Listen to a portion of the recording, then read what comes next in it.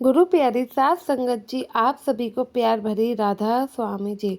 साध संगत जी, हमें हमेशा ही इस बात का ध्यान रखना चाहिए कि जब भी कोई सेवा पर जाना चाहता है, हमें उसे कभी भी नहीं रोकना चाहिए। अगर हम घर वालों को सेवा करने से रोकते हैं तो उनका भार हमें ही उठाना पड़ता है, क्योंकि गुरु घर से तो सेवा का हुक्म हो जाता है। मालिक ने तो अपनी तरफ से उन्हें सेवा करने का हुक्म दिया होता है, लेकिन हमारे ही कारण वह सेवा पर नहीं जा सकते हैं, तो इसका पाप का भागीदार हम बनते हैं। क्योंकि एक तो हम सेवा पर खुद नहीं जाते हैं, ऊपर से कोई और जा रहा है उसको भी नहीं जाने देते हैं। साथ संगत जी, आपसे एक विनती करती हूँ, संगत के अपने इस चैनल पर पहली बार आए हो तो चैनल को सब्सक्राइब जरूर करिएगा और कमेंट में राधा स्वामी भी जरूर लिखिएगा जी।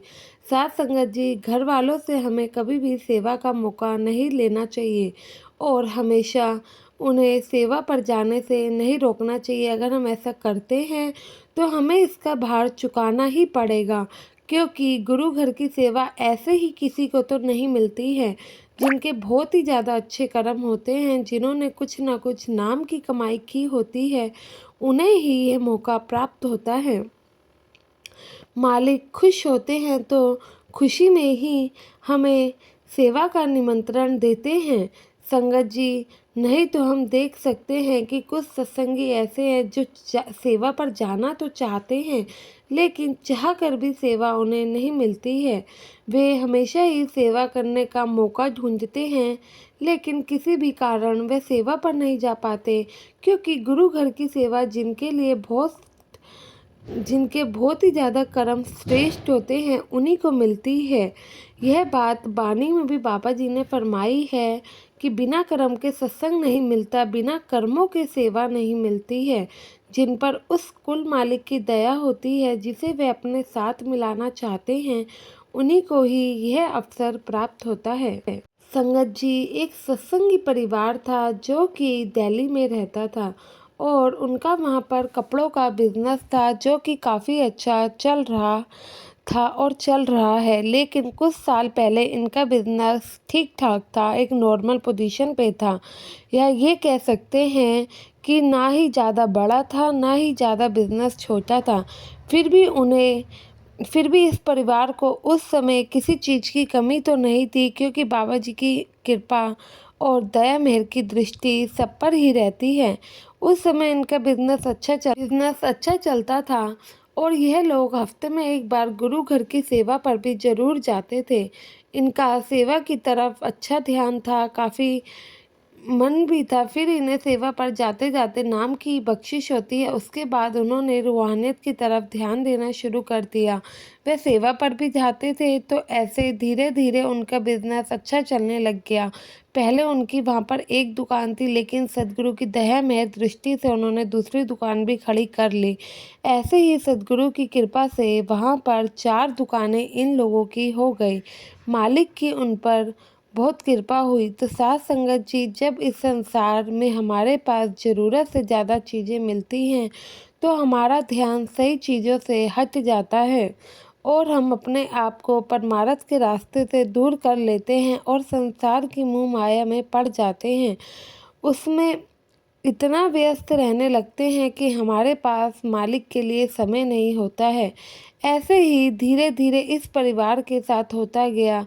इनका ध्यान भी मालिक से हटते गया और जहाँ ये हफ्ते में एक बार सेवा पर जाते थे, अब महीने महीने में एक बार सेवा पर जाने लगे। बिजनेस और अच्छा चलता गया तो यह महीनों से 2 महीने पे, फिर 3 महीने पे, ऐसे ऐसे इनका समय भी बढ़ता गया। लेकिन अब एक समय पॉइंट ऐसा आ गया इनकी लाइफ में कि इन्होंने सेवा पर जाना ही छोड़ दिया। लेकिन उस समय भी यह लोग सत्संग पर तो जाया ही करते थे।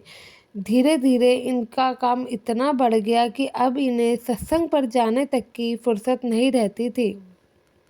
अब यह परिवार ना ही सेवा के लिए समय निकाल पाता, ना ही सत्संग के लिए।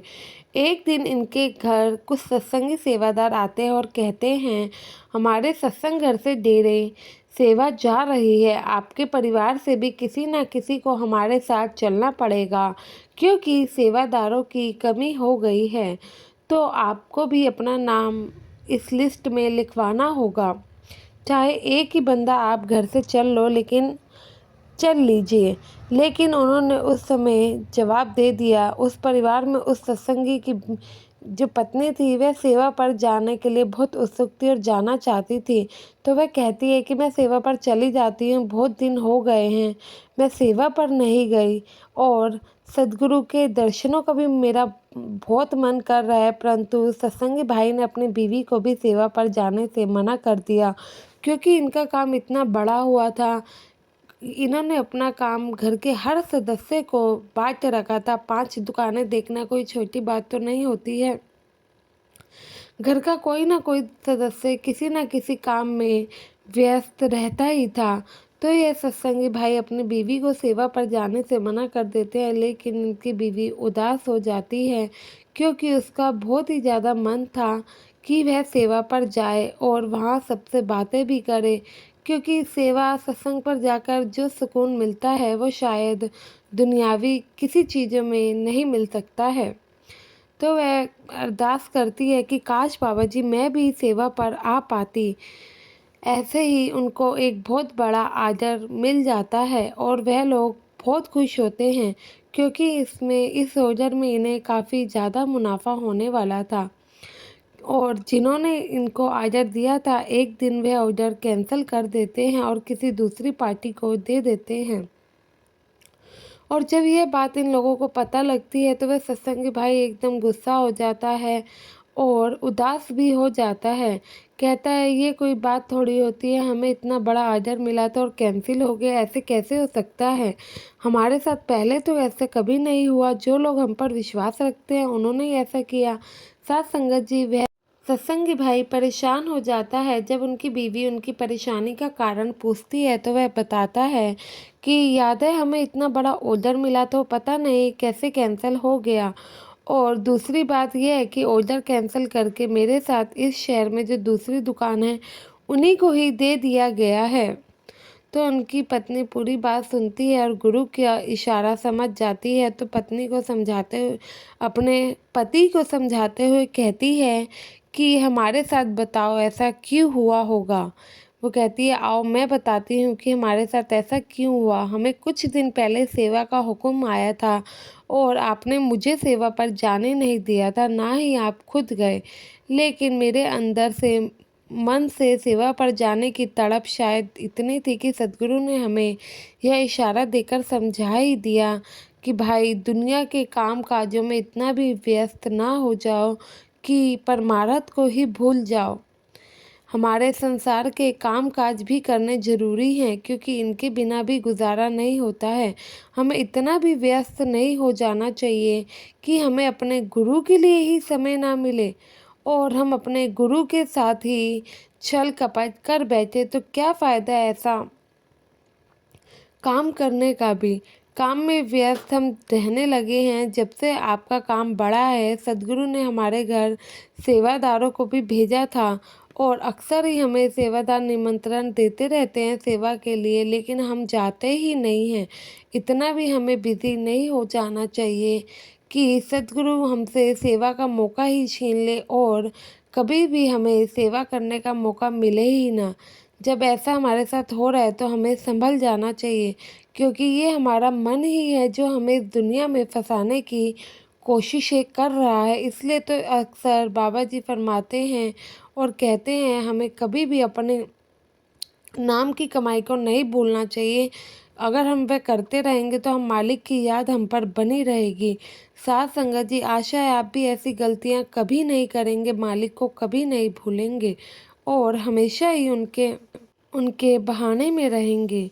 गुरु प्यारी साथ संगत जी, आपसे विनती है, संगत के अपने इस चैनल पर पहली बार आए हैं तो सब्सक्राइब करके कमेंट में राधा स्वामी ज़रूर लिखिएगा जी।